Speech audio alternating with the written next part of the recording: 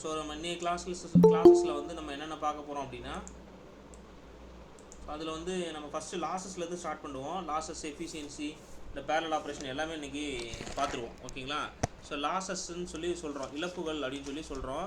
இந்த இழப்புகள் டிரான்ஸ்ஃபார்மரில் என்னென்ன இழப்புகள் இருக்கலாம், உங்களுக்கு தெரிஞ்ச இழப்புகள்லாம் சொல்லுங்கள் பார்ப்போம். டிரான்ஸ்ஃபார்மரில் என்னென்ன இழப்புகள் இருக்கலாம்? Copper loss. சரி, காப்பர் லாஸ் வேறு. காப்பர் லாஸ் வேறு sir hysteresis loss, eddy current loss. Hysteresis loss, eddy current losses, அவ்வளோதானா? வேறு கோர் லாஸ் சார். கோர் லாஸஸ்ன்னு ஒன்று இருக்கா? சரி, கோர் லாஸஸ். சரி, கோர் லாஸஸ் வச்சுக்கோங்க. வேறு இருங்க. நீங்கள் சொன்னதெல்லாம் நான் எழுதிடுறேன். ஸோ இப்போ என்ன சொல்லியிருக்கீங்க? காப்பர் லாஸ் சொல்லியிருக்கீங்க. அப்புறம் என்ன சொல்லியிருக்கீங்க? காப்பர் லாஸ்க்கு அப்புறம் என்ன? அயன் லாஸஸ் சொல்லியிருக்கீங்க. அயன் லாஸ் இல்லைனா கோர் லாஸ் சார், அந்த ஒன்று தான் சார். அயன் லாஸ் இல்லைனா கோர் லாஸஸ். வேறு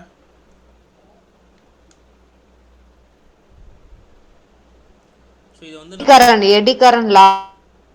சரி, நானே சொல்லிடுறேம்மா, விடுங்கம்மா, நானே சொல்லிடுறேன். நீங்கள் ஒன்றும் பேச மாட்டேங்க. இப்போ பாருங்கள், லாஸஸை பொறுத்த மட்டும் நம்ம வந்து மேஜர் லாஸஸ் மைனர் லாஸஸ் அப்படின்னு சொல்லிட்டு சொல்கிறோம். அதாவது வந்து இப்போ இழப்புகளை பொறுத்த வரைக்கும், டிரான்ஸ்ஃபார்மரோட இழப்புகளை பொறுத்த வரைக்கும், ஓகேவா, டிரான்ஸ்ஃபார்மரில் இருக்கிற இழப்புகளை பொறுத்த மட்டும் ரெண்டு வகையான இழப்புகள் சொல்கிறாங்க. ஒன்று வந்து என்ன அப்படின்னா மேஜர் லாஸஸ், மேஜராக அக்கறாகிறது, ரைட்டா, அதிகப்படியாக இதில் அக்கறாகிற லாஸஸ். இன்னொன்று வந்து மைனர் லாஸஸ் அப்படின்னு சொல்லிட்டு சொல்கிறாங்க. சரியா? ஸோ இந்த மேஜர் லாஸஸ்னால் என்னென்ன, மேஜர் லாஸஸில் என்னென்ன டிஃபைன் பண்ணுறாங்க அப்படின்னா, நமக்கு தெரிஞ்சது என்னென்ன, நமக்கு டிரான்ஸ்ஃபார்மருங்கன்னா வந்து ஒரு கோர் இருக்கும். இந்த கோர் எதனால் ஆயிருக்கும்? டிரான்ஸ்ஃபார்மரோட கோர் அயன் சிலிக்கான் சார். அயன்னு சொல்லணுமா? அப்படியே சொல்லணும். சிலிக்கான் ஸ்டீல்லாம் இருக்கும். சரியா? சிலிக்கான் ஸ்டீல், சிஆர்ஜிஓ அப்படின்னு சொல்லுவாங்க. சிலிக்கான் ஸ்டீல்லாம் இருக்கும். இது வந்து சிஆர்ஜிஓ அப்படின்னு சொல்லிட்டு சொல்லுவாங்க. ஸோ இதில் வந்து அப்புறம் கோர் இருக்கும். இந்த கோருக்கு அப்புறம் வேறு என்ன பார்ட் இருக்குன்னா வைண்டிங் இருக்கும், ரைட்டா. கோர் இருக்கும், இன்னொரு பார்ட் என்ன இருக்கும்? வைண்டிங் இருக்கும். ஸோ அப்போ இது மேஜர் லாஸஸ்னால் இந்த ரெண்டும் தான். ஸோ என்ன மேஜர் லாஸஸில் இருக்கும் அப்படின்னா, இது வந்து கோர் அப்படின்னு சொல்லிட்டோம். அதாவது கோர் அப்படின்னு சொல்கிறோம். இது வந்து சிலிக்கான் ஸ்டீல் மெட்டீரியல் ஆகிருக்கும். சிஆர்ஜிஓ அப்படின்னு சொல்லுவாங்க. சிலிக்கான் ஸ்டீல் மெட்டீரியல் ஆகிருக்கும். இந்த கோரை வந்து என்ன பண்ணுவாங்கன்னா, முதல்ல வார்னிஷ் பண்ணுவாங்க, அப்புறம் இது லேமினேட் பண்ணுவாங்க. எதுக்காக லேமினேஷன் பண்ணுறாங்க? எதுக்காக கோரை லேமினேஷன் பண்ணுறாங்க? லேமினேட் பண்ணலாம், ஒன்று கனெக்ட் ஆயிருங்க சார், ஷார்ட் சர்க்யூட் ஆயிரும்.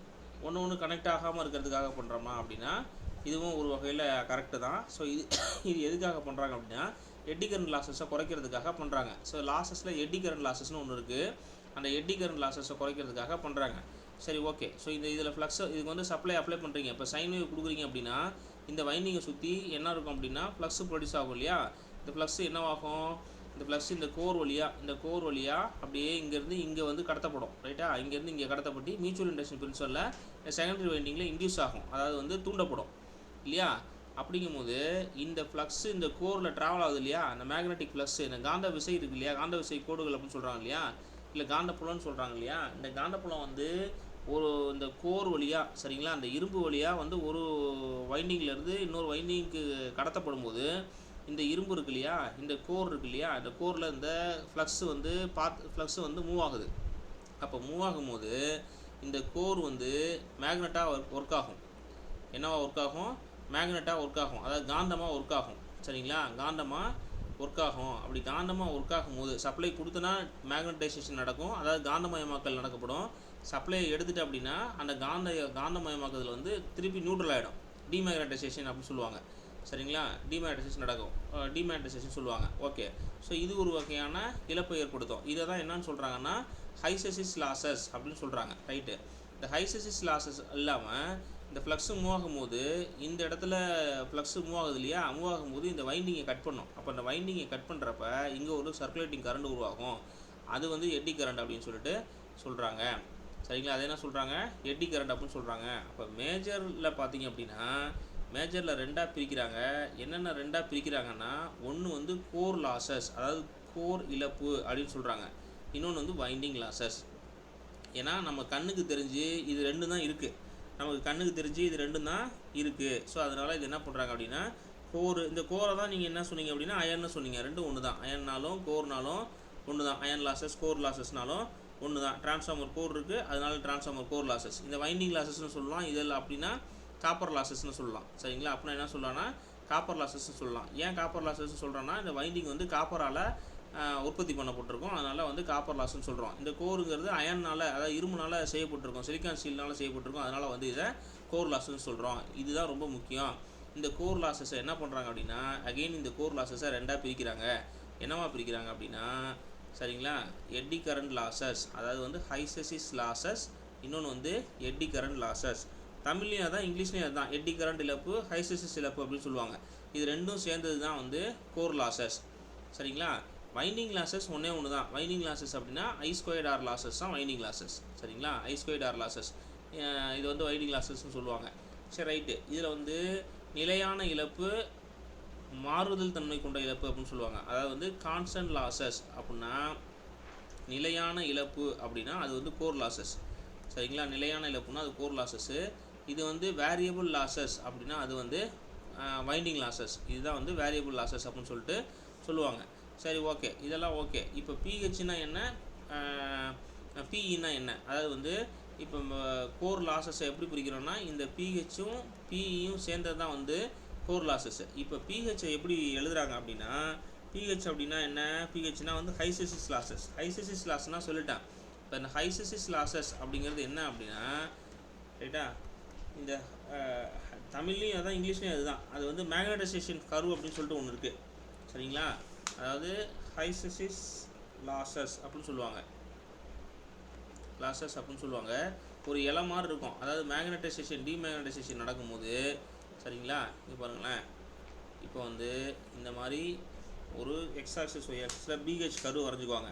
சரிங்களா? இது பி, இது பி, இது ஹச். சரிங்களா? பிஹெச் கர்வ் வரைஞ்சிக்கிட்டு இது என்ன பண்ணுவாங்க அப்படின்னா, ஒரு இலை மாதிரி இருக்கும். இது ஸோ எப்படி சொல்கிறது, ஒரு இலை மாதிரி இருக்குன்னு வச்சுக்கோங்களேன், தோராயமாக வச்சுக்கோங்களேன், ஒரு இலை மாதிரி இருக்கும். ஸோ இங்கேருந்து இது இவ்வளோ தூரம் இப்படி போகும், இது வந்து இப்படி வரும். சரிங்களா? இப்படி வரும்.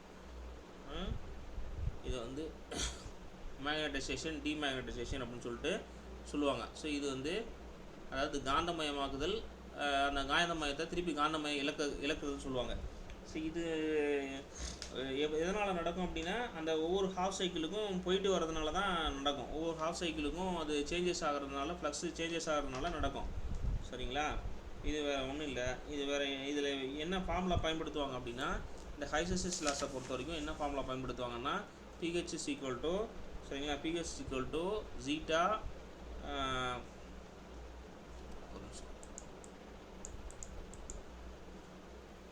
PH equal to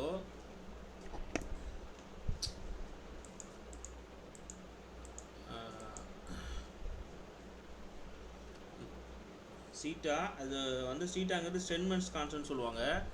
be maximum, இந்த இடத்துல எக்ஸ் போடுவாங்க, பி மேக்ஸிமம் அது 1.6 வரும், அதனால் அதை போடுறாங்க. சரிங்களா? ஒவ்வொரு மெட்டீரியலுக்கு ஏற்ற மாதிரி மாறும். F into P. இந்த எக்ஸுங்கிறது 1.6 ஃபார் சிலிக்கான் ஸ்டீல். சரிங்களா? இந்த இடத்துல எஃப்ங்கிறது ஃப்ரீக்வன்சி. சரிங்களா? இந்த இடத்துல எஃப்ங்கிறது ஃப்ரீக்வன்சி, வேறு ஒன்றும் இல்லை. மற்றதெல்லாம் தெரிஞ்சது தான். ரைட்டாக, அவங்களுக்கு மற்றது எல்லாமே தெரிஞ்சது தான். அடுத்து பார்த்தீங்கன்னா எட்டி கரண்ட் லாஸஸ். இந்த எட்டி கரண்ட் லாஸஸ் என்ன அப்படின்னா, அதுக்கு என்ன ஃபார்முலா அப்படின்னா, நீங்கள் ஞாபகம் வச்சுக்கிட்டு தான் ஆகணும். எட்டி current losses is equal to, சரிங்களா, KB ஸ்கொயர்ட். இந்த பீனா என்னன்னு சொல்லுங்க பார்ப்போம். KB squared F squared into T squared. Flux density sir. Flux density, very good. Flux density, அவ்வளோதான். சரிங்களா? Beena flux density. ஸோ இப்போ நமக்கு என்ன தெரிஞ்சுக்கணும்னா, எட்டி கரண்ட் டைரக்ட்லி, இதெல்லாம் கான்ஸ்டன்ட் ஃபேக்டரு. ரைட்டா? இதெல்லாம் constant factor. Eddy current directly proportional to T squared. இங்கே வந்து பார்த்தீங்க அப்படின்னா, இந்த hysteresis losses directly proportional to voltage. இது ரெண்டும் தெரியணும், கண்டிப்பாக நமக்கு தெரிஞ்சு வச்சுருக்கணும் இது ரெண்டும். சரிங்களா? ஸோ இப்போ இதனோட திக்னஸ்ன்னு சொல்கிறோம் இல்லையா, இந்த திக்னஸ் ரொம்ப ரொம்ப முக்கியம். இந்த திக்னஸ் வந்து 0.35 mmலேருந்து 0.5 mm வரைக்கும் இருக்கும். ஓகேவா? இதுக்கும் லோடுக்கும் எந்த சம்மந்தமும் கிடையாது. சரிங்களா? இதுக்கும் லோடுக்கும் எந்த சம்மந்தமும் கிடையாது. போன தடவை உங்கள் பரீட்சையில் ஒரு தடவை என்ன கேட்டாங்க அப்படின்னா, 50 ஹெர்ட்ஸ் டிரான்ஸ்ஃபார்மருக்கு, சரிங்களா, 50 ஹெர்ட்ஸ் டிரான்ஸ்ஃபார்மருக்கு இந்த டீயோட வேல்யூ எவ்வளோ இருக்கும் அப்படின்னு கேட்டாங்க. டீயோட வேல்யூ வந்து 0.5 mm இருக்கும்.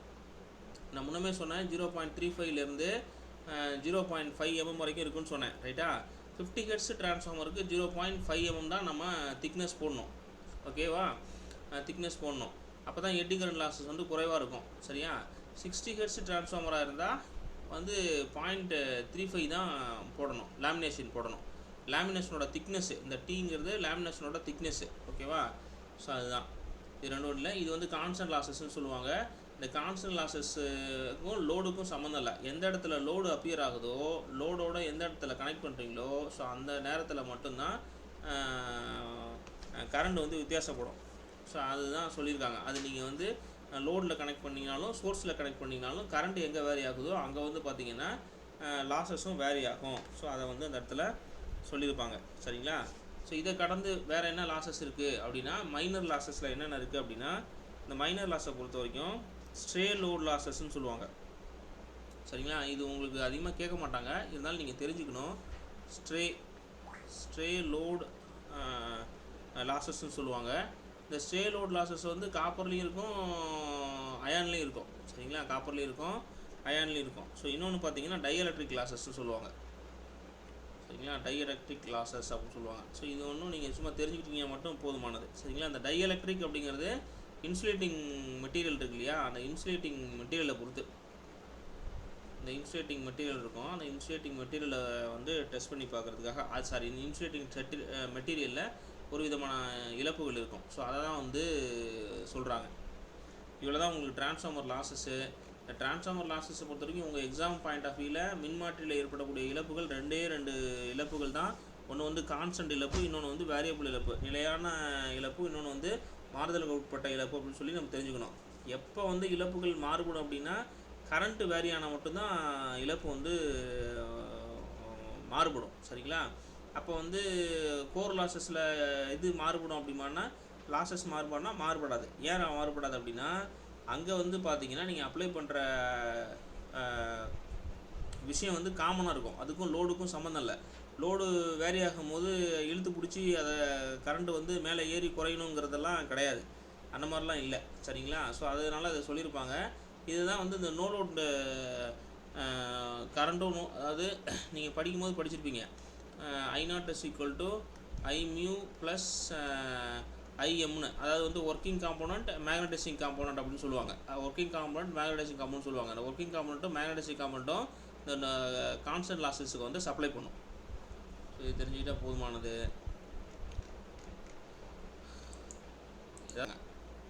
அதாவது டிரான்ஸ்ஃபார்மரோட பயனுறு திறன் அப்படின்னு சொல்லுவாங்க, சரிங்களா? டிரான்ஸ்ஃபார்மரோட பயனுறு திறன், எஃபிஷியன்சி ஆஃப் தி டிரான்ஸ்ஃபார்மர், அதாவது வந்து ஒரு மின்மாற்றியோட, சரிங்களா, பயனுறு திறன் அப்படின்னு சொல்லுவாங்க. மின்மாற்றியோட பயனுறு திறன் இல்லை எஃபிஷியன்சி அப்படின்னு சொல்லி சொல்லுவாங்க, பயனுறு திறன், ஓகேவா? ஸோ இதை என்ன இங்கிலீஷில் என்ன மாதிரி சொல்கிறாங்கன்னா, எஃபிஷியன்சி ஆஃப் டிரான்ஸ்ஃபார்மர்.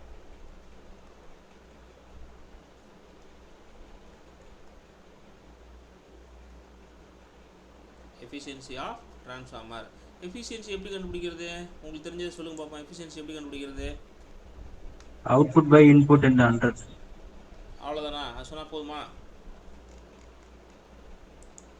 அவ்வளோதான், சரிங்களா? ஸோ இப்போ வந்து எஃபிஷியன்சி அப்படிங்கிறது, எஃபிஷியன்சி என்ன மாதிரி சொல்கிறாங்க அப்படின்னா, இந்த மாதிரி பயனுறு திறனை இந்த மாதிரி சொல்கிறாங்க. எஃபிஷியன்சிங்கிறது அவுட்புட் பவர், சரிங்களா?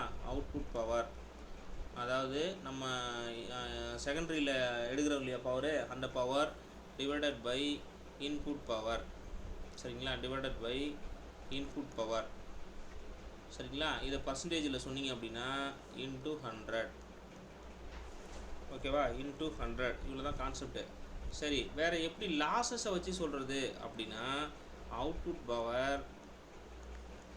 பவர் டிவைடட் பை, சரிங்களா, இந்த இன்புட் பவர் இருக்கு இல்லையா? ஸோ இன்புட் பவர் எப்படி எழுதலாம் அப்படின்னா, இந்த இன்புட் பவருங்கிறது எதை சார்ந்திருக்கும் அப்படின்னா, அவுட்புட் பவர் ப்ளஸ் லாஸஸ், இது ரெண்டும் சேர்ந்தது தான் இன்புட் பவர். அப்போ இந்த இடத்துல வந்து என்ன எழுதலாம், அவுட்புட் பவர் ப்ளஸ் லாஸஸ் அப்படின்னு எழுதலாம், அதாவது இழப்புகள் அப்படின்னு சொல்லிட்டு எழுதலாம், ஓகேவா? ஸோ இதை தான் வந்து என்னன்னு சொல்கிறாங்க அப்படின்னா இன்ட்டு 100 தான் வந்து மின்மாற்றியோட பயனுறு திறன் அப்படின்னு சொல்லிட்டு சொல்கிறாங்க. ஓகேவா? ஸோ இதில் வந்து வேறு மாதிரி எப்படி சொல்லலாம் அப்படின்னா, நம்ம டிரான்ஸ்ஃபார்மரோட சதவீதம், அதாவது எஃபிஷியன்சி அதிகபட்சம் எவ்வளோ இருக்கும் அப்படின்னா 95லேருந்து 98% வரைக்கும் இருக்கும். சரிங்களா? நம்ம டிரான்ஸ்ஃபார்மர் யூஸ் பண்ணுறோம் இல்லையா, அந்த டிரான்ஸ்ஃபார்மர் யூஸ் பண்ணுற டிரான்ஸ்ஃபார்மரோட எஃபிஷியன்சி எவ்வளோ தூரம் இருக்குன்னா 95லேருந்து 98% வரைக்கும் இருக்கும். இது பரீட்சையில் கேட்பான். சரிங்களா? ஒரு பவர் டிரான்ஸ்ஃபார்மர் இருக்குது, ஒரு பவர் டிரான்ஸ்ஃபார்மரோட எஃபிஷியன்சி எவ்வளோ இருக்கும் அப்படின்னு கேட்பான். சரிங்களா? ஒரு பவர் டிரான்ஸ்ஃபார்மரோட எஃபிஷியன்சி ப்ராக்டிக்கலாக எவ்வளோ இருக்குன்னா 95%லேருந்து 98% வரைக்கும் இருக்கும். இது ரொம்ப ரொம்ப முக்கியம்.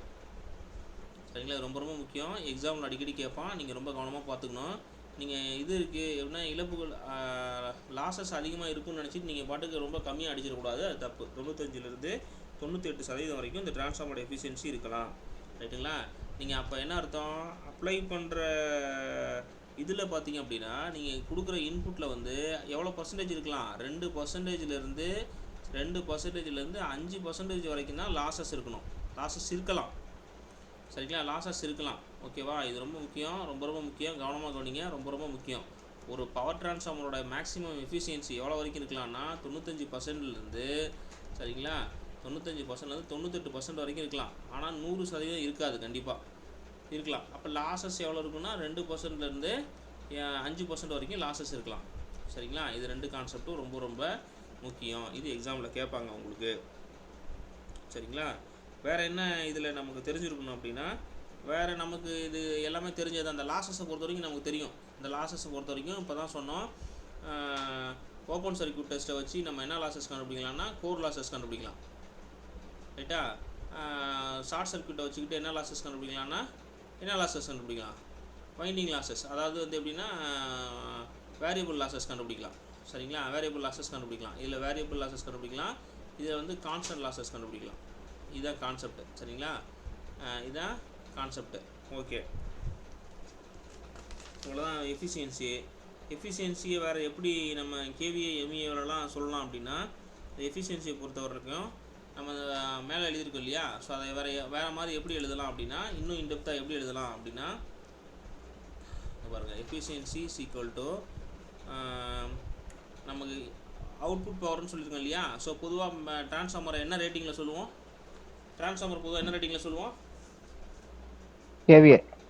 கேவிஏன்னு சொல்லுவோம். டிரான்ஸ்ஃபார்மரில் என்ன சொல்லுவோம்னா கேவிஏன்னு சொல்லுவோம். ஸோ இப்போ வந்து பார்த்தீங்க அப்படின்னா அவுட்புட் பவர்னு சொல்லியிருக்கேன், கேவிஏ. சரிங்களா? KVA output into power factor, ரெண்டும் ஒன்று தான். பவர்னா பவர் ஃபேக்டர் வரும், காஸ் பை வரும் இல்லையா. ஸோ அந்த வேல்யூவு இன்ட்டு கீழே வந்து என்ன சொல்லியிருக்கோம்,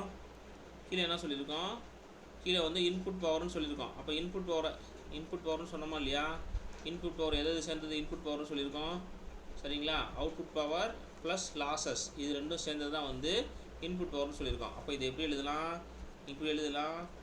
kVA output power into power factor, இது ரெண்டும் சேர்ந்தது தான் அவுட்புட் பவர். சரிங்களா? ப்ளஸ் லாஸஸில் copper losses plus winding losses. சரிங்களா? Copper losses plus winding losses இப்படின்னு சொல்லலாம். ஓகேவா? பர்சன்டேஜில் வேணும்னா இன்ட்டு 100 இப்படியும் சொல்லலாம். ஓகேவா? இவ்வளோதான் கான்செப்ட்.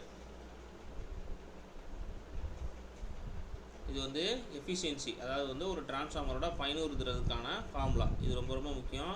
வெறுமனா ஃபார்முலா மட்டும்தான் உங்களுக்கு கேட்பாங்க, பெரிய லெவலில் உங்களுக்கு தேரி இருக்காது, ஃபார்முலாவில் மட்டும்தான் கேட்பாங்க. சரிங்களா? இதில் இன்னொரு கான்செப்ட் இருக்குது. என்ன கான்செப்ட்னா, முக்கியமான ஒரு 1 மார்க்கு. இந்த பயனுறு திறன் இருக்கு இல்லையா, அதுக்கு வந்து உயர்ந்த அளவு, அதாவது மேக்ஸிமம் வந்து எஃபிஷியன்சி கிடைக்கணும் அப்படின்னா, சரிங்களா, அதிகபட்சமாக மேக்ஸிமம் வந்து நமக்கு எஃபிஷியன்சி கிடைக்கணும் அப்படின்னா என்ன கண்டிஷன் நம்ம ஃபுல்ஃபில் பண்ணணும் அப்படிங்கிறத நமக்கு கண்டிப்பாக தெரிஞ்சு வச்சுருக்கணும். சரிங்களா? கண்டிப்பாக தெரிஞ்சு வச்சுருக்கணும். அதாவது என்ன சொல்கிறாங்கன்னா, மேக்ஸிமம் எஃபிஷியன்சி அப்படின்னா அந்த கண்டிஷன் ஃபார் மேக்ஸிமம் எஃபிஷியன்சி என்ன அப்படின்னு நமக்கு தெரிஞ்சு வச்சுருக்கணும். இந்த கண்டிஷன் என்ன அப்படின்னா, காப்பர் லாஸஸும் சரிங்களா வைண்டிங் லாஸஸும் சமமாக இருக்கணும். அதாவது என்ன அர்த்தம் அப்படின்னா, இந்த கான்ஸ்டன்ட் லாஸஸும் சரிங்களா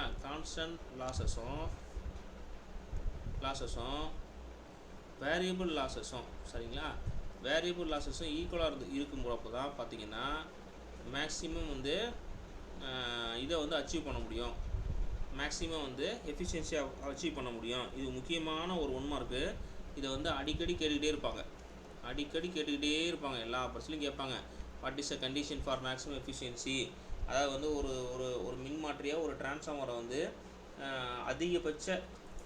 அதிகபட்சம்னு சொல்லலாம், இல்லை உயர்ந்த அளவிலான திறனை வெளிப்படுத்துறதுக்கு என்ன நிபந்தனை அப்படின்னு கேட்பான். ஒரு டிரான்ஸ்ஃபார்மரு உயர்ந்தபட்ச பயனுறு திறனை அடைகிறதுக்கு என்ன நிபந்தனை அப்படின்னு கேட்பான். ரைட்டா? இங்கிலீஷில் கண்டிஷன் ஃபார் மேக்ஸிமம் எஃபிஷியன்சின்னு கேட்பான். என்ன கண்டிஷன் அப்படின்னா காப்பர் லாஸஸும் வைண்டிங் லாஸஸும் ஈக்குவலாக இருக்கணும். சரிங்களா? அதாவது கான்ஸ்டன்ட் லாஸஸும் வேரியபிள் லாஸஸும் ஈக்குவலாக இருக்கணும். அப்போ ஈக்குவலாக இருந்தது அப்படின்னா மேக்ஸிமம் எஃபிஷியன்சி கிடைக்கும். ஓகேவா? இது ரொம்ப முக்கியம். நல்லா கவனமாக காதில் வாங்கிக்கோங்க. ரொம்ப முக்கியம். லாஸஸில் வந்து 2 விஷயம் நான் சொல்லியிருக்கேன். என்ன 2 விஷயம் சொல்லியிருக்கேன்னா, ஒன்று வந்து கேவிஏ டிரான்ஸ்ஃபார்மரோட கேவிஏ ரேட்டிங் வந்து ஏன் கேவிஏ அதாவது வோல்ட் ஆம்பியரில் ஏன் சொல்கிறேன் அப்படின்னா சொல்லுங்கம்மா. இப்போ பார்த்தீங்க அப்படின்னா 2 விஷயம் சொல்லியிருக்கேன். இதில் வந்து 2 விஷயம், இந்த லாஸஸை பொறுத்த வரைக்கும் 2 விஷயம் சொல்லியிருக்கேன். ஒன்று வந்து என்ன அப்படின்னா டிரான்ஸ்ஃபார்மரோட ரேட்டிங் ஏன் வோல்ட் ஆம்பியரில் சொல்கிறோம் அப்படின்னா டிரான்ஸ்ஃபார்மரோட லாஸஸ் வந்து கான்ஸ்டன்ட் லாஸஸும் வேரியபிள் லாஸஸும் சார்ந்திருக்கும். அதாவது கான்ஸ்டன்ட் லாஸஸ் வந்து வோல்டேஜையும் வேரியபிள் லாஸஸ் வந்து கரண்ட்டையும் சார்ந்திருக்கும். அதனால் வந்து அதனோட யூனிட் வோல்ட் ஆம்பியர், அதை வச்சு நம்ம ரேட்டிங்கை டிஃபைன் பண்ணுறோம். இன்னொரு விஷயம் என்னென்னா கண்டிஷன் ஃபார் மேக்ஸிமம் எஃபிஷியன்சி, அந்த உயர்ந்தபட்ச பயனுறு திறனை அடைகிறதுக்கு என்ன கண்டிஷன்னா கான்ஸ்டன்ட் லாஸஸும் வேரியபிள் லாஸஸும் ஈக்குவலாக இருக்கணும். என்னவாக இருக்கணும்? ஈக்குவலாக இருக்கணும். இது ரொம்ப முக்கியம். சரிங்களா? ரொம்ப முக்கியம். ஓகே. இதுக்கப்புறம் இன்னொரு கான்செப்ட் என்ன அப்படின்னா ஆல் டே எஃபிஷியன்சின்னு சொல்லிட்டு ஒன்று சொல்லுவாங்க. இது மேக்ஸிமம் எஃபிஷியன்சி சொல்லிட்டேன்னா இன்னொன்று வந்து ஆல் டே எஃபிஷியன்சி, அதாவது வந்து ஒரு முழு நாளோட பயனுறு திறன். சரிங்களா? ஆல் டே எஃபிஷியன்சி அப்படின்னு சொல்லுவாங்க. All day efficiency.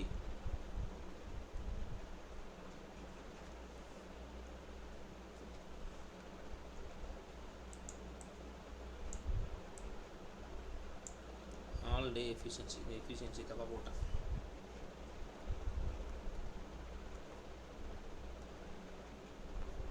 So all day எஃபிஷியன்சினா ஒரு முழு நாளோட பயனுறு திறன் என்னவா இருக்கு? நீங்களே சொல்லுங்கள் பார்ப்போம்.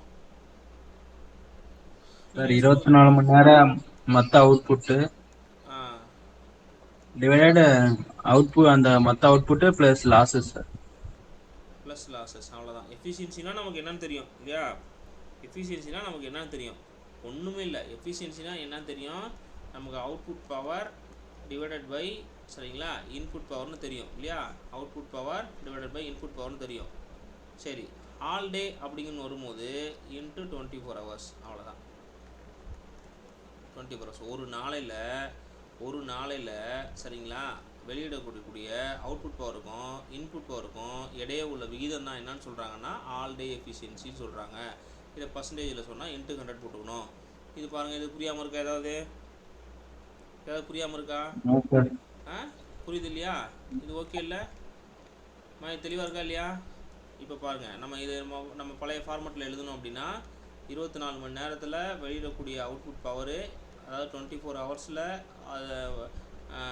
மிஷின் வெளியிடக்கூடிய அவுட்புட் பவரு டிவைடட் பை இந்த இன்புட் பவரை லாஸஸில் எழுதலாம். அப்போ அவுட்புட் பவர் இன்ட்டு 24 ஹவர்ஸ், ரைட்டா, ப்ளஸ் வந்து லாஸஸ். இந்த லாஸஸும் 24 ஹவர்ஸில் பண்ணுறது தான். சரியா? இந்த லாஸஸும் 24 ஹவர்ஸில் இருக்கிறது தான். ஸோ நம்ம சிம்பிளாக என்ன பண்ணோம்னா எஃபிஷியன்சின்னு போட்டு இப்படி ஒரு டேஷ் போட்டு 24 ஹவர்ஸ்னு போட்டுரும். சிம்பிளாக நம்ம ஞாபகம் வச்சுக்கிறது அப்படி தான் ஞாபகம் வச்சுக்குவோம். இருந்தாலும் நீங்கள் இதை பார்த்துக்கங்க, 24 மணி நேரத்தில் இருக்கக்கூடிய இழப்பு. ஸோ இது ரொம்ப முக்கியம். ஓகேவா?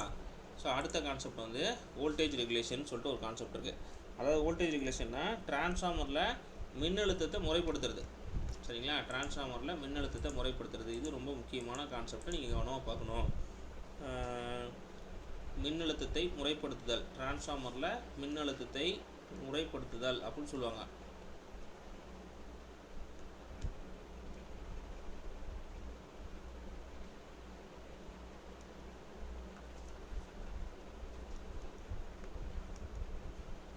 சரிங்களா. அதாவது வோல்டேஜ் ரெகுலேஷன்.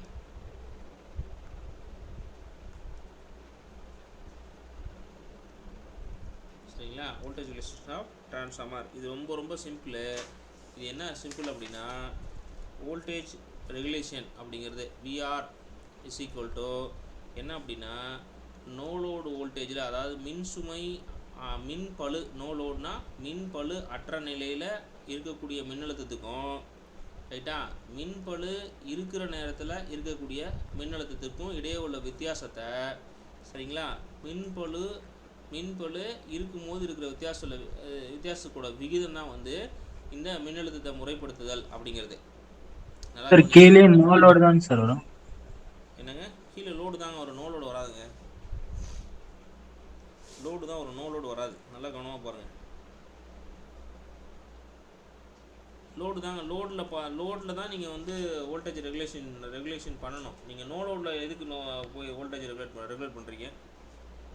தேவையில்லையே, தேவையில்லை. இங்கே பாருங்கள், இன்னொரு தடவை சொல்கிறேன், கரெக்டு தாங்க சார். நீங்கள் லோடோட டைமில் மட்டும்தான் நீங்கள் வோல்டேஜ் ரெகுலேட் பண்ணணும், அந்த மின்னழுத்தத்தை முறைப்படுத்தணும். மற்ற நேரத்தில் மின்னழுத்தத்தை முறைப்படுத்தி என்ன பண்ண போகிறீங்க? நோ லோட் டைமில் மின்னழுத்தத்தை முறைப்படுத்தி நீங்கள் என்ன பண்ண போகிறீங்க?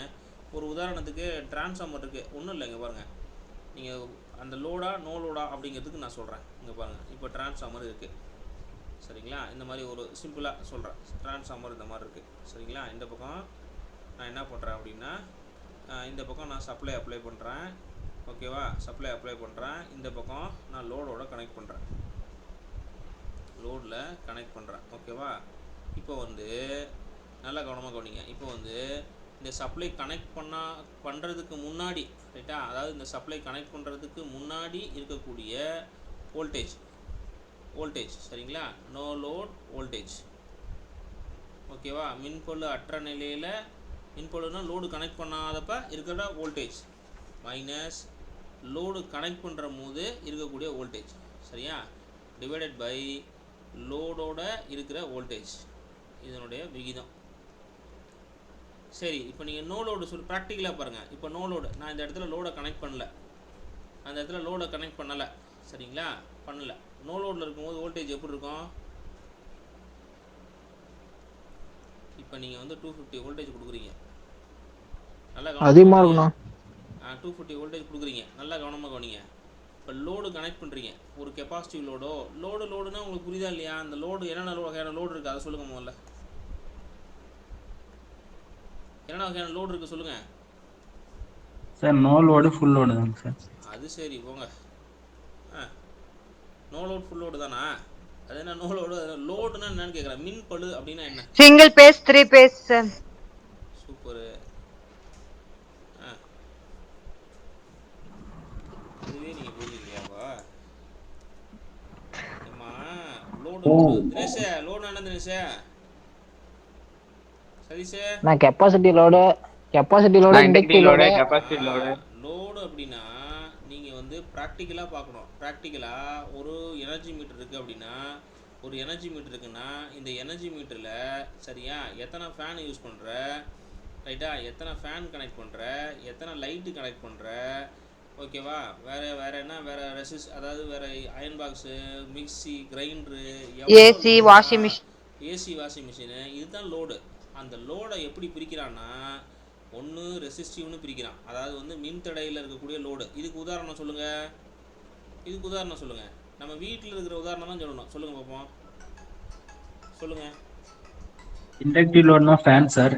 Iron box. நீங்கள் ரெசிஸ்டிவ் லோடு சார், ஒரே நிமிஷம், சாரி ஒரு நிமிஷம். Heater sir. ஓகே, இப்போ வந்து நீங்கள் வந்து ரெசிஸ்டிவ் லோடு வந்து நம்ம என்ன சொல்லலாம்? ரெசிஸ்டிவ் லோடு என்னென்ன இருக்குது? ஒரு நீங்கள் ஹீட்ரு வழக்கமாக யூஸ் பண்ணுறீங்களா? ஹீட்ரு என்ன லோடு? நம்ம வீடுகளில் யூஸ் பண்ணுற ஹீட்ரு இருக்கு இல்லையா? ஹீட்ரு எல்லாம் இருக்கீங்களா? கேட்குதா? கேக்குது சார். விசிபிளா இல்லைங்க சார். விசிபிளா இல்லையா?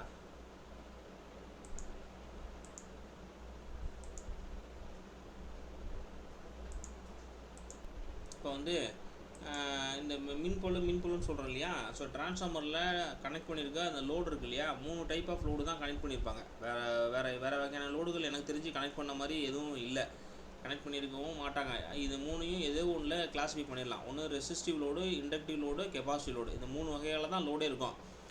ப்ராக்டிக்கலாக பார்த்தீங்க அப்படின்னா இந்த வந்து ரெசிஸ்டிவ் லோடில் வந்து நம்ம ஹீட்ரு அதிகப்படியாக பயன்படுத்துவோம், அயன் பாக்ஸ் அதிகப்படியாக ஏற்படுத்துவோம். சரிங்களா? இந்த அதாவது வந்து இண்டக்டிவ் லோடில் பார்த்தீங்க அப்படின்னா இந்த இண்டக்டிவ் லோடை பொறுத்த வரைக்கும் இந்த வைண்டிங் லோடு தான். இந்த ஃபேனு எங்கெங்கெல்லாம் மோட்ரு இருக்கோ அங்கே எல்லாமே அது வந்து இண்டக்டிவ் லோடு தான். ஸோ அதில் எந்த மாற்றமும் இல்லை. சரிங்களா? அதில் எந்த மாற்றமும் இல்லை. இந்த இண்டக்டிவ் லோடுங்கிறது லீடிங் பவர் ஃபேக்டரா லேகிங் பவர் ஃபேக்டரா? இந்த பவர் ஃபேக்டர் தெரிஞ்சுக்கணும். சரிங்களா? Leading power factor lagging sir, lagging. இண்டக்டர்னா லேகிங்கா? ஆமாங்க கரெக்டா? சார். கெப்பாசிட்டன்ஸ் தான் சார் லீடிங். கரெக்டு தான்மா, லேகிங் பவர் ஃபேக்டர் தான். இப்போ இது ப்ளஸில் இருக்குமா மைனஸில் இருக்குமா? மைனஸ். லேகிங்னா ப்ளஸில் இருக்கும். லேகிங்னா ப்ளஸில் இருக்கும், லீடிங்னா தான் மைனஸில் இருக்கும். ஓகேவா? அப்படியே சார் ஆப்போசிட் லீடிங். இல்லைம்மா, லேகிங்னா வோல்டேஜுக்கு வந்து ப்ளஸில் தான் இருக்கும். லேகிங்னா அதனால தான் ப்ளஸ், அது வோல்டேஜ் கரண்ட்டு. சரிங்களா? லேகிங்னா ப்ளஸில் இருக்கும், லீடிங்னா ப்ளஸில் இருக்கும். சரி, லேகிங்னா ப்ளஸில் இருக்கும், லீடிங்னா மைனஸில் இருக்கும். இதுக்கு ஜஸ்ட் நீங்கள் பவர் ஃபேக்டருக்கு ஆப்போசிட்டில் அந்த வோல்டேஜ் ரெகுலேஷன் இருக்கும். சரிங்களா? இப்போ நான் காட்டுறேன், எப்படின்னு காட்டுறேன், உங்களுக்கு ஷோ பண்ணி காட்டினா தெரியும். இந்த கெப்பாசிட்டியோட பொறுத்த வரைக்கும் கெப்பாசிட்டர் பேங்க் இருக்குது. சரிங்களா? கெப்பாசிட்டர் பேங்க் இருக்குது.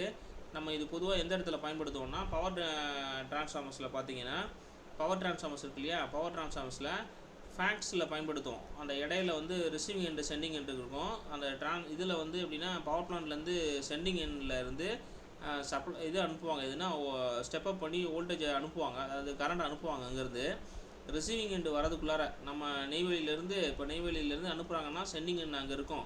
ரிசீவிங் எண்டு பெரம்பலூர்னா பெரம்பலூரில் வந்து நம்ம சப்ஸ்டேஷனில் அதை ரிசீவ் பண்ணுவோம். ஸோ இதுக்கு இடையில இது பவர் பிளான்ட்டு, இது எஸ்எஸ்.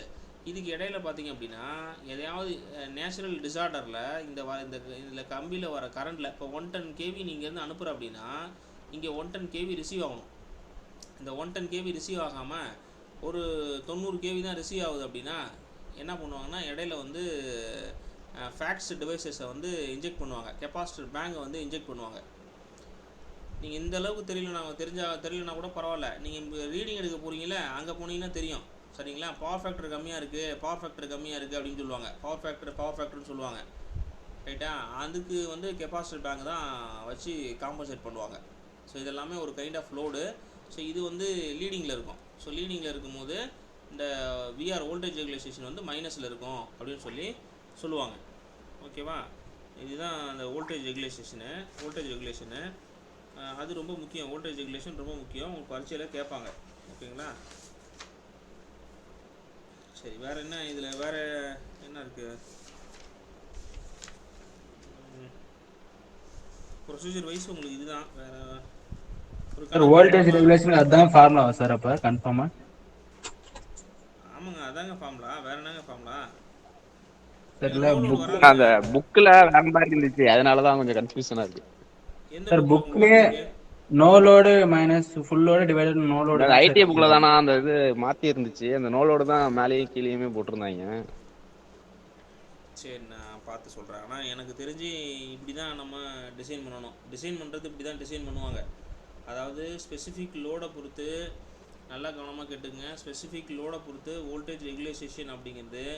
அதாவது எப்படி அப்படின்னா இப்போது இங்கே பாருங்கள், அந்த ஈக்குவலன்ட் சர்க்யூட் இருக்கு இல்லையா, டிரான்ஸ்ஃபார்மரோட ஈக்குவலன்ட் சர்க்யூட்லேருந்து இதை டிஃபைன் பண்ணுவாங்க. அதாவது இது வந்து வரையறுப்பாங்க. ஈக்குவலன்ட் சர்க்யூட்டுங்கிறது என்ன அப்படின்னா, இந்த ஈக்குவலன்ட் சர்க்யூட்டில் ரெண்டு சீரியஸ் ஃபேக்டர் தான் இருக்கும். ஒன்று இண்டக்டர், அதாவது வந்து ஒரே நிமிஷம்.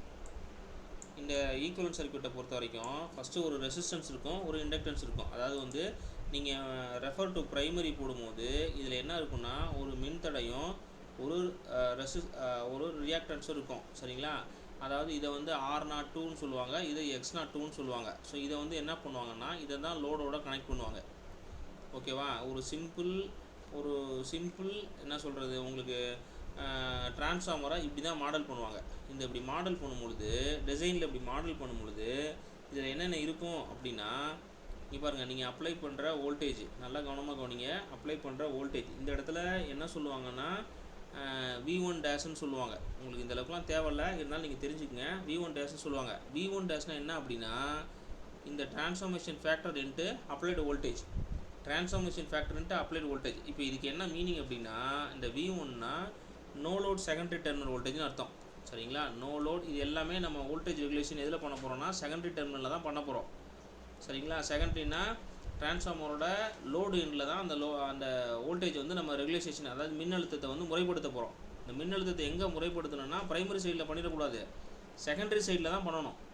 சரியா. ஏன்னா லோடை கனெக்ட் பண்ணனா தான் மின்னழுத்த வேரியேஷனே இருக்கும். கரண்ட் வந்து அப்போ தான் வந்து ஏறி இறங்கும். அந்த டைமில் தான் வந்து அதை நம்ம முறைப்படுத்தணும். ஸோ இப்போ வந்து என்ன சொல்கிறாங்கன்னா V1 டேஸை வந்து இந்த நோ லோட் செகண்டரி டெர்மினல் வோல்டேஜ்னு சொல்கிறாங்க. சரிங்களா. No load secondary terminal voltage அப்படின்னு சொல்கிறாங்க. நோ லோட் செகண்டரி டெர்மினல் வோல்டேஜ்னால் என்ன அப்படின்னா V1 dash equal to K into V. ஓகேவா. இப்போ அப்போ செகண்டரி வோல்டேஜ்னு ஒன்று இருக்கும் இல்லையா.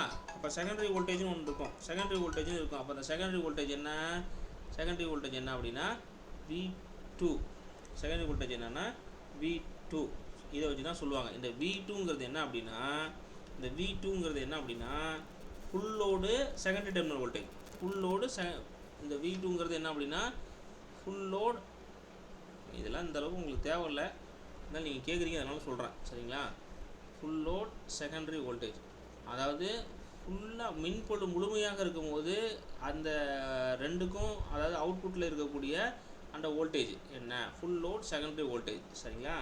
இதை வச்சு தான் இப்போ நம்ம ரெகுலேஷனை வந்து ஃபைன் பண்ணணும். சரிங்களா. ரெகுலேஷனை இதை வச்சு தான் ஃபைன் பண்ணணும். இதை வச்சு எப்படி ஃபைன் பண்ணுவாங்க அப்படின்னா ரெகுலேஷன் ஈக்குவல் டு அதாவது VR ஈக்குவல் டு இந்த இடத்துல வந்து VR equal to no load secondary terminal voltage minus full load. சரிங்களா. Full load secondary voltage divided by full load secondary voltage. So இந்த மாதிரி இருந்துச்சு அப்படின்னா என்ன நடக்கும் அப்படின்னா இந்த ரெகுலேஷன் அப்பில் இருக்கும், ரெகுலேஷன் உயர்ந்துக்கிட்டே போகும். சரிங்களா. ரெகுலேஷன் உயர்ந்துக்கிட்டே போகும். அதாவது மின்னழுத்தத்தை முறைப்படுத்துதல் வந்து உயர்ந்துக்கிட்டே இருக்கும். ஆனால் நீங்கள் சொல்கிற மாதிரி நான் வோல்டேஜ் ரெகுலேஷனை சரிங்களா இங்கே பாருங்கள் வோல்டேஜ் ரெகுலேஷனை நோ லோடுக்கு நான் கண்டுபிடிச்சேன்னா V1 dash minus V2 divided by V1 டேஷ்ன்னு நான் போட்டேன்னா இந்த ரெகுலேஷன் எப்படி ஆயிரும்னா இந்த மின்னழுத்தத்தை முறைப்படுத்துகிற விதம் வந்து குறைஞ்சிக்கிட்டே போகும். ஒரு உதாரணத்துக்கு இது வந்து நீங்கள் ஃபுல் லோடில் செக் பண்ணிங்க அப்படின்னா இப்போ 10% இருக்குது அப்படின்னா முறைப்படுத்துனீங்க அப்படின்னா 20, 30 இப்படி உயர்ந்துக்கிட்டு போகும். அதாவது அப்போ தான் வந்து எஃபிஷியன்சி அதிகமாக கிடைக்கும். ஆனால் நீங்கள் நோ லோடில் போட்டிங்க அப்படின்னா 10%ங்கிறது 9, 8, 7 0 வந்துடும். அப்போ எஃபிஷியன்சி வந்து குறைஞ்சிக்கிட்டே போகுதுன்னு அர்த்தம். என்ன சொல்கிறேன்னு புரியுதுங்களா? உங்களுக்கு புரியுதா இல்லைங்களா? அது நம்ம வந்து நீங்கள் டவுனில் பார்க்குறீங்களா இல்லை அப்பில் பார்க்குறீங்களா பொறுத்து தான் வந்து இதை வந்து நம்ம அந்த மின்னழுத்தத்தை முறைப்படுத்துறத பேசுகிறோம். ஸோ பொதுவாக வந்து காமனான ஃபேக்டர் எப்படி அப்படின்னா இந்த வோல்டேஜ் ரெகுலேஷனுங்கிறது எப்போவுமே அப்பில் தான் நம்ம பேசணும். என்ன சொல்கிறேன்னு புரியுதுங்களா? Okay sir. ஓகேங்களா. நீங்கள் சொல்கிறதும் கரெக்டுன்னு வச்சுக்கோங்களேன். ஒரு விதத்தில் கரெக்டுன்னு நான் சொல்ல மாட்டேன். ஆனால் வந்து ஏன்னா ரெகுலேஷன் வந்து நமக்கு ஹையாக தான் இருக்கணும். வோல்டேஜை வந்து முறைப்படுத்துதல் அப்படிங்கிறது முறைப்படுத்தினா அதிகமாக தான் நமக்கு எஃபிஷியன்சி கொடுக்கணுமே தவிர அந்த திறன்கிறது அதிகமாக தான் இருக்கணுமே தவிர குறையக்கூடாது. சரிங்களா. ஒரு சில புக்குகளில் இந்த மாதிரி கொடுத்துருப்பாங்க, V1 டேஷை வந்து குறைக்கிற மாதிரி கொடுத்துருப்பாங்க, ரெகுலேஷன் கம்மி பண்ணுற மாதிரியும் கொடுத்துருப்பாங்க. இருந்தபோதிலும் கூட நீங்கள் இதை படிச்சுக்கிறது சால சிறந்தது. சரிங்களா. கணக்கு உங்களுக்கு என்ன மாதிரி கொடுத்துருக்குறாங்கங்கிறத நீங்கள் அதை பார்த்துக்கிட்டு தான் நீங்கள் செய்யணும். ஓகேவா சார். இப்போ அப் டவுன் இல்லாம காமனா இப்போ வோல்டேஜ் ரெகுலேஷன் கேட்டா என்ன சார் ஃபார்முலா யூஸ் பண்ணுவீங்க? கணக்கை பொறுத்து தான். நீங்கள் 2 பண்ணினாலுமே வந்து அவங்க சரின்னு தான் சொல்லுவாங்க. நீங்கள் இப்போ ஆப்ஷனில் கொடுத்து டிரான்ஸ்ஃபார்மரோட பின்வருவனவற்றில் எது வந்து வோல்டேஜ் ரெகுலேஷனுக்கு சரியான சமன்பாடு அப்படின்னு கேட்குறாங்கன்னு வச்சுக்கோவேன். இது 2ம் கொடுத்துட்டாங்கன்னா சி ஆப்ஷனில் ஏவும் பியும் சரி அப்படின்னே கொடுப்பாங்க. ஏவும் பியும் சரின்னு கொடுப்பாங்க, கண்டிப்பாக கொடுப்பாங்க, கொடுக்காம இருக்க மாட்டாங்க. ஏன் சார் வேற ஒரு அசைன்மெண்ட் புக்ல அப்படிலாம் கொடுக்கல சார். நோ லோடு மைனஸ் வேணா அந்த போட்டோ பிடிச்சலாம் அனுப்பிடுறேங்க சார். அப்புறம் குரூப்ல நீங்கள் ஃபோட்டோ பிடிச்சி அனுப்பிச்சுடுங்க. அந்த மீன் டைமில் பார்த்தீங்க அப்படின்னா ப்ராப்ளம் போடும்போது இன்னொரு இந்த சந்தேகத்தை வந்து கிளியர் பண்ணுறதுக்கு இன்னொரு ஃபார்முலாவும் இருக்குது. என்ன ஃபார்முலா இருக்குது அப்படின்னா இந்த ஃபேஸர் டயக்ராம் வச்சு போடுவாங்க. இந்த ஃபேஸர் டயக்ராம் வச்சு போடும்பொழுது இந்த பர்சன்டேஜ் ஆஃப் வோல்டேஜ் ரெகுலேஷன் அப்படிங்கிறது எப்படி ஆகும் அப்படின்னா நம்ம எல்லாமே செகண்டரியில் பார்க்கணும்னு சொல்லியிருந்தேன் இல்லையா? இப்போ தான் சொல்லியிருந்தேன் அந்த ஈக்குவலன்ட் சர்க்யூட் வச்சு சொன்னேன். ஈக்குவலண்ட்டில் வந்து R02 இருக்கும், X02 இருக்குன்னு சொல்லியிருந்தேன். இது V2, இது V1 சொல்லியிருந்தேன். ஸோ இதை வச்சு நம்ம போடும்பொழுது ஃபஸ்ட்டு வந்து ரியல் டைம் ரியாக்டிவ் டைம். எப்போவுமே ரியல் டைம் பவரில் வந்து அவுட்புட் பை இன்புட் தான் எப்போவுமே ரியல் டைம் ரியாக்டிவ் டைமு. இங்கே பாருங்கள், I2 R2 cos phi plus R minus I2. இந்த R2ங்கிறது R02 சரிங்களா? R2னா செகண்டரி தான், இருந்தாலும் R02னா இப்போ ரெஃபர் டு ப்ரைமரிங்கிறனால அதை போட்டிருக்கோம். X02 sin phi divided by இந்த இடத்துல V1 டேஷ். இங்கே தான் நீங்கள் சொல்கிறது வரும். நீங்கள் இது பவர் ஃபேக்டர் பார்த்து தான் நீங்கள் போடணும் அப்படின்னா இந்த லோடோட பவர் ஃபேக்டரை பார்த்து போடும்பொழுது தான் நீங்கள் இந்த இடத்துல நோடோட நீங்கள் வந்து கன்சிடர் பண்ணலாம். ஆனால் வெறுமன ரெகுலேஷன்னு நீங்கள் போட்டிங்க அப்படின்னா கம்பல்சரி நீங்கள் வந்து ஃபுல் லோடு தான் போடணும். இருந்தாலும் உங்கள் புக்கில் என்ன இருக்குதுன்னு நான் பார்த்துட்டு சொல்கிறேன். NCVT புக்கில் என்ன கொடுத்துருக்காங்களோ அதுதான் நமக்கு ஃபைனலு. அதில் இருந்தால் கொஸ்டின் எடுப்பாங்க. உங்களுடைய புக்கு இருக்கு இல்லைங்களா, நீங்கள் அந்த NCVT படிக்கிறீங்களா, அந்த ITI புக்கு இருக்கு இல்லையா, ITI புக்கில் என்ன இருக்குதுன்னு நீங்கள் பாருங்கள். அதை பார்த்துட்டிங்கன்னா அதுதான் ஃபைனல். சார் அதை பார்த்தா சரி இருங்க ஒரு செகண்டுங்க. ஏன் உங்களுக்கு அவ்வளோ சந்தேகம், அதையும் பார்த்துருவோம். பண்ணியிருக்கும் போது பார்த்தீங்க அப்படின்னா இந்த ஜோன்ஸ் எல்லாம் கேள்விப்பட்டிருப்பீங்க சரிங்களா? அதாவது இந்த டிரான்ஸ்ஃபார்மரை பக்க இணைப்பில் இணைக்கிறது, பேரலல் ஆப்ரேஷன் எதுக்காக பண்ணுறோம்? டிரான்ஸ்ஃபார்மரை பக்க இணைப்பில் தான் நிற்கணும் சரிங்களா? தொடர் இணைப்பில் நினைச்சிடக்கூடாது. பேரலல் ஆப்ரேஷன் தான் பண்ணணும். அதுக்கு வந்து சரி பேரலல் ஆப்ரேஷன் பண்ணணும். எதுக்காக பேரலல் ஆப்ரேஷன் பண்ணுறோம் அதுதான் முக்கியம். முதல்ல எதுக்காக பண்ணுறோம், பேரலல் ஆப்ரேஷன்லாம் எதுக்காக பண்ணுறோம் சொல்லுங்கள் பார்ப்போம். நீங்கள் சொல்லுங்கள், உங்களுக்கு தெரிஞ்சதை சொல்லுங்கள் பார்ப்போம். அதிக லோடு வேணா பேரலல் ஆப்ரேஷன் பண்ணலாம். ஒரு லோடுல சப்ளை இல்லைனால மீதி கண்டினியூ ஆகும் சார். அப்படி சொல்கிறீங்களா? சரி ரைட்டு. வேறு வோல்டேஜ் அதிகப்படுத்துறதுக்கு பேரலல் ஆப்ரேஷன். ஓகே. வேறு முதல்ல practical consideration. First practical consideration நம்ம பார்க்கணும் சரியா? நம்மளுடைய வசதி என்ன அப்படின்னு பார்க்கணும். இப்போ வந்து ஒரு டவுன் இருக்குன்னு வச்சுக்கோங்களேன். ஒரு உதாரணத்துக்கு ஒரு டவுன் இருக்குது. இந்த டவுனில் ஒரு 3000 மீட்டர் இருக்குன்னு வச்சுங்களேன். ஒரு உதாரணத்துக்கு 3000 மீட்டர் இருக்குது. 3000 மீட்டர்னு பார்த்தீங்கன்னா நம்ம யூசேஜ் மீட்ரு, அதாவது கன்சியூமர் மீட்ரு. இந்த கன்சியூமர் வந்து நார்மல் கன்சியூமர் தான், எலக்ட்ரிசிட்டி அந்த மாதிரிலாம் கிடையாது, நார்மல் கன்சியூமர்னு வச்சுக்கோங்க. இந்த 3000 மீட்டரில் ஒரு 1000 மீட்ரு ஒரு ஜோன் வச்சுருக்காங்க அப்படின்னு வச்சுக்கோங்களேன். இந்த மாதிரி 3000 மீட்டர் இருக்குது. இந்த 3000 மீட்டரையும் என்ன பண்ணுறான் அப்படின்னா ஒவ்வொரு 1000 மீட்டருக்கும் ஒரு 11 kVA போடுறான் சரிங்களா? ஒரு 11 kVA போடுறான் சரிங்களா? இதனுடைய மேக்ஸிமம் டிமாண்ட் அப்போ என்னவாக இருக்கும்? இந்த 3000 மீட்டருக்கு மேக்ஸிமம் டிமாண்ட் என்ன? 33 kVA தான் மேக்ஸிமம் டிமாண்டு கரெக்டாக? அந்த 3000 மீட்டருக்கும் மேக்ஸிமம் டிமாண்டு சிங்கிள் ஃபேஸில். சரி நீங்கள் 3 ஃபேஸில் கூட வச்சுக்கோங்க, சிங்கிள் ஃபேஸோ 3 ஃபேஸோ வச்சுக்கங்களேன், 33 kVA தான். ஓகேவா? இது ஒரு உதாரணத்துக்கு இது வந்து A ஜோன்னு வச்சுக்கோங்க, இது B ஜோன்னு வச்சுக்கோங்க, இது C ஜோன்னு வச்சுக்கோங்க. ஓகேவா? A zone, B zone, C ஜோன்னு வச்சுக்கோங்க. லோடு வந்து இதுதான் சரியா? இப்போ நான் என்ன பண்ணுறேன் அப்படின்னா இந்த ABC 3 ஜோன்லேயுமே சரியா, 3 ஜோன்லையுமே அட் அ டைமில் 33 kVA யூஸ் பண்ணுவாங்களா? இப்போ A ஜோனில் அவங்க 11 பண்ண மாட்டாங்க சார். 11 kVனா 11 kVA யூஸ் பண்ணுவாங்கன்னா பண்ண மாட்டாங்க சரியா? அந்த ஒரு குறிப்பிட்ட ஸ்பெசிஃபைட் டைமில் மேக்ஸிமம் பீக் லோடை அவங்க பயன்படுத்துவாங்களான்னா பயன்படுத்த மாட்டாங்க சரியா? பயன்படுத்த மாட்டாங்க. அப்போ இதில் வந்து ஒரு உதாரணத்துக்கு இதில் வந்து 11 kVAக்கு பதிலாக அவங்க ஒரு 9 kVA யூஸ் பண்ணுறாங்க.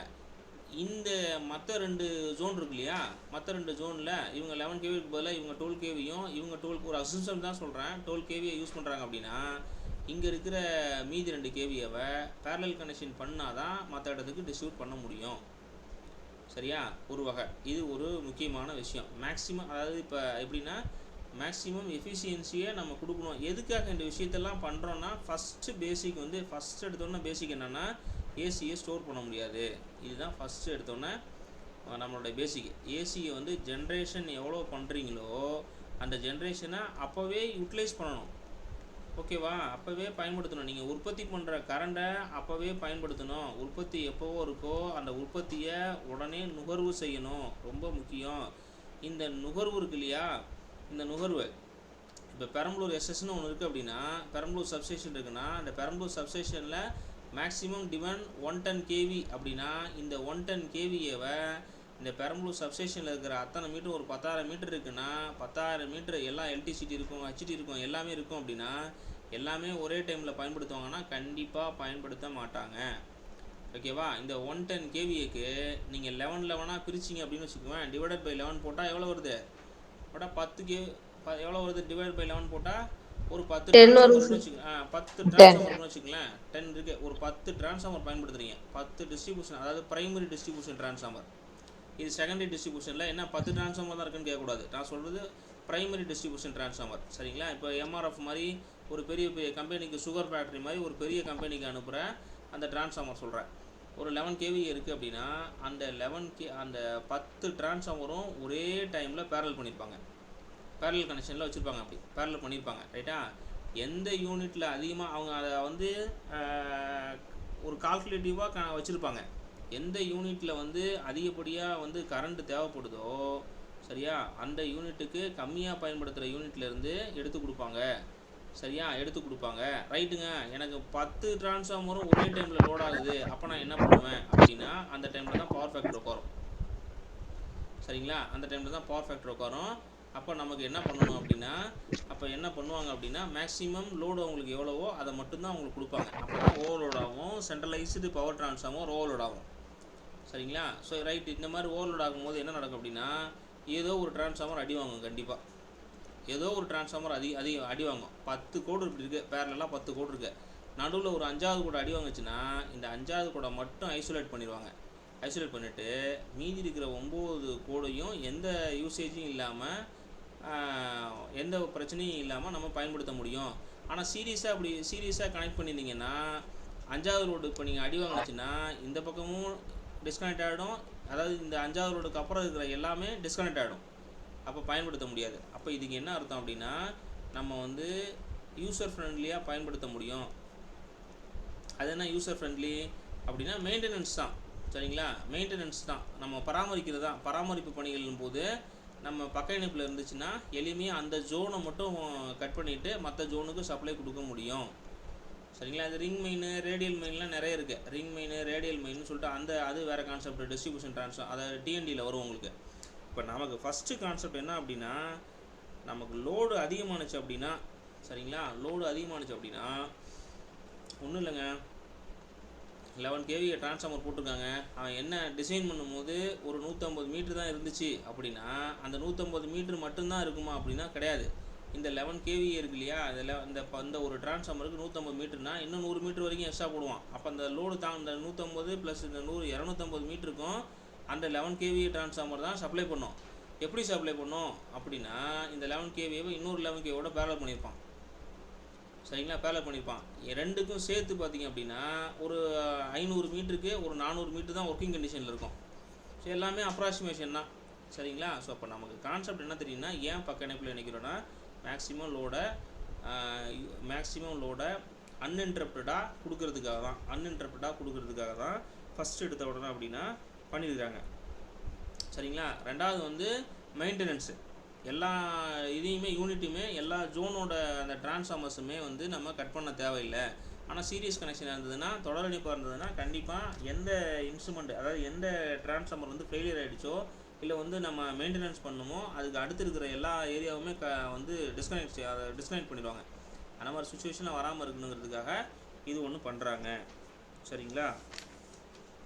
வேறு இந்த மாதிரி பண்ணுறதுனால வந்து இதனுடைய அந்த யூனிட்டோட லைஃப் டைமும் இன்க்ரீஸ் ஆகும். அதனுடைய ஆயுட்காலம் வந்து அதிகரிக்கிறதுக்கான வாய்ப்புகள் இருக்குது. எஃபிஷியன்சி, மேக்ஸிமம் எஃபிஷியன்சியும் நம்ம பயன்படுத்த முடியும். சரியா? ரைட்டு, இதெல்லாம் ஓகே, நீங்கள் சொல்கிறதெல்லாம் ஓகே. இப்போ நான் டிரான்ஸ்ஃபார்மரை பக்க இணைப்பில் இணைக்கணும் அப்படின்னா இதுதான் நமக்கு கேள்வி. இப்போ நான் சொன்னதெல்லாம் கேள்வி கிடையாது, கதை. இப்போ நான் சொல்கிறது தான் கேள்வி. பக்க இணைப்பில் இணைக்கிறதுக்கு என்ன நிபந்தனை, இந்த பேரலல் ஆப்ரேஷனுக்கு வந்து என்ன கண்டிஷனு, பக்க இணைப்பில் இணைக்கணும்னா நிபந்தனை என்ன? 2 டிரான்ஸ்ஃபார்மரை நான் பக்க இணைப்பில் இணைக்கிறேன்.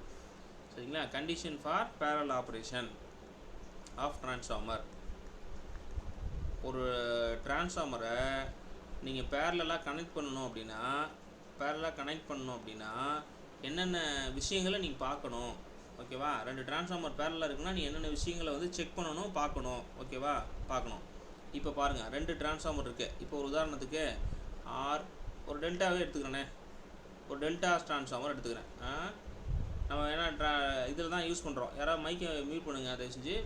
இப்போ பாருங்கள், ஆர் ஒய் பி இப்படி ஒரு டிரான்ஸ்ஃபார்மர் இருக்குது. இன்னொரு டிரான்ஸ்ஃபார்மர் வந்து ஆர் ஒய் பின்னு இருக்குது. இந்த 2 டிரான்ஸ்ஃபார்மரையும் நான் பேரலல் பண்ணணும். அப்போ என்ன பண்ணணும், இந்த ஆரோட கனெக்ட் பண்ணணும், பேரலல் பண்ணணும். இந்த பியோட கனெக்ட், பி என்னோட பண்ணணும், பியோட கனெக்ட் பண்ணணும். இந்த ஒய்யோட கனெக்ட் பண்ணணும். இது ஃபஸ்ட்டு. அப்போ அது என்ன அர்த்தம் அப்படின்னா, இந்த மாதிரி கனெக்ட் பண்ணுறதுக்கு என்ன அர்த்தம் அப்படின்னா, ஃபஸ்ட்டு வந்து ரேட்டிங். இந்த டிரான்ஸ்ஃபார்மர் 11 kV இருந்ததுன்னா இந்த டிரான்ஸ்ஃபார்மரும் 11 kV தான் இருக்கணும். கவனமாக கவனிங்க. ஃபஸ்ட்டு எடுத்தோன்னா ஒரே மின்னழுத்தம் இருக்கணும். ஓகேவா? மின்னழுத்தம் ஒன்றா இருக்கணும். இந்த மின்னழுத்தம்னு சொல்கிறது என்ன அப்படின்னா ரேட்டிங். சரிங்களா? ரேட்டிங் ஒன்றா இருக்கணும். 2 டிரான்ஸ்ஃபார்மரோட ரேட்டிங்கும் ஒன்றாக இருக்க வேண்டும். ரெண்டாவது இன்புட் வோல்டேஜ் இருக்கு இல்லையா, அதுவும் சமமாக இருக்கணும். சரிங்களா? இன்புட் வோல்டேஜ் சமமாக இருக்கணும். இதில் வந்து ப்ரைமரி செகண்டரி இருக்கும் இல்லையா, இந்த டிரான்ஸ்ஃபார்மரில் ப்ரைமரி செகண்டரி இருக்கும். 2 ப்ரைமரிக்கும் இன்புட் வந்து ஒன்றா தான் இருக்கணும். இன்புட் வோல்டேஜ் சேமாக இருக்கணும். மூணாவது என்ன அப்படின்னா, இந்த இம்பிடன்ஸ்னு சொல்லுவாங்க. சரிங்களா? பர்சன்டேஜ் இம்பிடன்ஸ் அப்படின்னு சொல்லுவாங்க. பர்சன்டேஜ் இம்பிடன்ஸ் வந்து சமமாக இருக்கணும். இம்பிடன்ஸ் வந்து சமமாக இருக்கணும். ஓகேவா? மூணாவது ரொம்ப ரொம்ப முக்கியமானது வந்து இந்த பொலாரிட்டி. இப்போ நான் சொன்னேன்ல, ஆரை வந்து ஆரோட கனெக்ட் பண்ணணும், ஒய்யை வந்து ஒய்யோட கனெக்ட் பண்ணணும்னு சொன்னேன் இல்லையா, அது. ஸோ இன்னொரு கான்செப்ட், முக்கியமான கான்செப்ட் என்னென்னா ஃபேஸோட சீக்வென்ஸு ஆர் ஒய். இப்போ வந்து ஆர் ஒய் பின்னு ஃபேஸ் சீக்வென்ஸ் இருக்குது அப்படின்னா, நீ கனெக்ட் பண்ணுற டிரான்ஸ்ஃபார்மரும் ஆர் ஒய் பின்னு இருக்கணும். மாறா ஒய் பி ஆர்ன்னு இருந்தால் இதை வந்து பேரலல் பண்ண முடியாது. ஓகேங்களா? பேரலல் பண்ண முடியாது. டிரான்ஸ்ஃபார்மர் வந்து ஒரு டிரான்ஸ்ஃபார்மரோட கனெக்ஷன் ஆர்ஒய்பின்னு ஃபீடரில் போட்டிருந்தீங்கன்னா அடுத்த டிரான்ஸ்ஃபார்மரும் ஆர்ஒய்பின்னு தான் இருக்கணும். சரிங்களா? இல்லை அப்படின்னா பண்ண முடியாது. இந்த மாதிரி சுச்சுவேஷன் இருந்தால் மட்டும்தான் நம்ம டிரான்ஸ்ஃபார்மரை பேரலல் பண்ண முடியும். ரொம்ப முக்கியம். இது பரீட்சையில் கேள்வி கேட்பான். என்ன கண்டிஷன் இருக்குது, என்னென்ன கண்டிஷன் நம்ம பேரலல் ஆப்ரேஷன் பண்ணுறதுக்கு தேவைன்னு கேட்பான். ஃபஸ்ட்டு எடுத்த உடனே நீங்கள் என்ன பண்ணணும்னா ரேட்டிங் தான். ஒரே ரேட்டிங் இருக்கணும். ஒரு டிரான்ஸ்ஃபார்மரோட இந்த பேரலல் ஆப்ரேஷன் பண்ணுற 2 டிரான்ஸ்ஃபார்மரோட ரேட்டிங்கும் ஒன்றா இருக்கணும். ஓகேவா? 11 kVன்னா இதுவும் 11 kV தான் இருக்கணும். ஓகேவா? ரெண்டாவது கண்டிஷன் என்ன அப்படின்னா பொலாரிட்டி. சரிங்களா? ஆர்னா ஆரோட கனெக்ட் பண்ணணும், ஒய்னா ஒய்யோட கனெக்ட் பண்ணணும், பின்னா பியோட கனெக்ட் பண்ணணும். அப்போ இப்படி இருந்துச்சு அப்படின்னா ஃபேஸ் சீக்வென்ஸும் கரெக்டாக இருக்கும். சரிங்களா? ஃபேஸ் சீக்வென்ஸுங்கிறது ஆர்ஒய்பின்னு இருந்துச்சு அப்படின்னா இதுவும் ஆர்ஒய்பின்னு தான் இருக்கணும். 2 டிரான்ஸ்ஃபார்மரும் ஆர்ஒய்பின்னு தான் இருக்கணும். சரிங்களா? இதுக்கப்புறம் கொஞ்சம் இன்டெப்த்தாக என்ன சொல்கிறாங்க அப்படின்னா, இந்த ரேட்டிங்லேயே மின்னழுத்தம், அந்த வோல்டேஜ் இருக்கு இல்லையா, அந்த வோல்டேஜ் தான் நம்ம ரேட்டிங்னு சொல்லிட்டோம். ஃபஸ்ட்டே சொல்லிட்டோம் டிரான்ஸ்ஃபார்மர் ரேட்டிங் ஈவனாக இருக்கணும் அப்படின்னு. இதை கடந்து பார்த்தீங்கன்னா அந்த டிரான்ஸ்ஃபார்மரோட இன்புட்டு, ரெண்டுலேயுமே இன்புட் இருக்கும், அவுட்புட் இருக்கும். 2 பேரலல் பண்ணுற டிரான்ஸ்ஃபார்மரில் 2 இன்புட்டு 2 அவுட்புட் இருக்கும். ஓகேவா? இந்த இன்புட் வோல்டேஜ் இருக்கு இல்லையா, இந்த இன்புட் வோல்டேஜ் ஈக்குவலாக ஈவனாக இருக்கணும். இது ரொம்ப ரொம்ப ரொம்ப முக்கியம். இதை கடந்து இம்பிடன்ஸும் மேட்ச் பண்ணணும். இம்பிடன்ஸ் மேட்ச் பண்ணுறதும் ஒரு முக்கியமான விஷயம். ஓகேவா? ஸோ இதுதான் வந்து இந்த parallel operation condition for parallel operation of transformer. இதுதான் அது. வேறு என்ன இருக்குது உங்களுக்கு?